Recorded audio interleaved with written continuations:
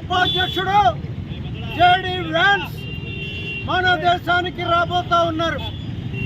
మన కేంద్ర ప్రభుత్వం ఎర్ర తివాచి పరిచి వారిని ఆహ్వానిస్తూ ఉంది.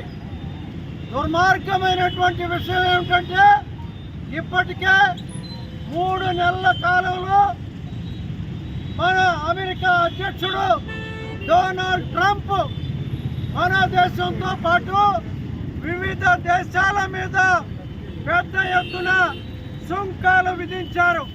దాని ప్రభావం మన దేశ ప్రజల మీద, మన దేశ ఎగుమతుల మీద, దిగుమతుల మీద పడి చాలా తీవ్రమైనటువంటి నష్టం కలగజేసే పరిస్థితి ఉన్నది.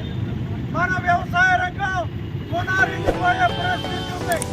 మన కాఫీ, మన మామిడి, ఇతర పంటల మీద చాలా తీవ్రమైనటువంటి ప్రభావం పడేది.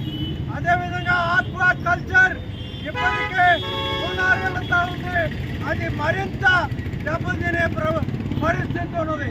ఆ రకంగా వ్యవసాయ ఉత్పత్తుల మీద, ఇతర వస్తువుల మీద ఈ రకంగా వేసేటువంటి పన్నుల భారాన్ని మరి మన ప్రధానమంత్రి ఎర్ర తివాచి పరిచి స్వాగతిస్తూ ఉంటుంటే ఈ దేశంలో ప్రజలందరూ కూడా అన్ని రాజకీయ పార్టీలు, ప్రజా సంఘాలు ఈ కేంద్ర ప్రభుత్వ వైఖరిని నిరసిస్తూ ఎవరైతే అక్కడి నుంచి దిగుమతి అవుతున్నాడో జేడీ వ్యాన్స్ ఆయన్ని తిరిగి వెళ్ళిపోమనే నినాదంతో ఇవాళ ఈ కార్యక్రమాలు దేశవ్యాప్తంగా జరుగుతూ ఉన్నాయి.